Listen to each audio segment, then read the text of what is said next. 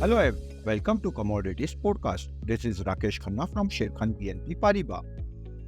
Today we have an update on silver. COMEX silver price is holding downside support at $29.50 along with break in its nearby resistance at $30.20 in rising channel, heading towards next positive station at $32 on upside, indicate short-term trend is bullish. MCX silver price had broken its important resistance at 89,000 level and given a positive close above it previous week, indicate short-term trend is bullish.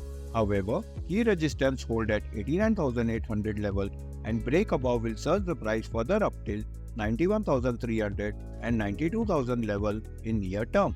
On the downside, key support hold at 88,000 level and break below will act as a trend reversal. The price indicator is bullish. Thank you.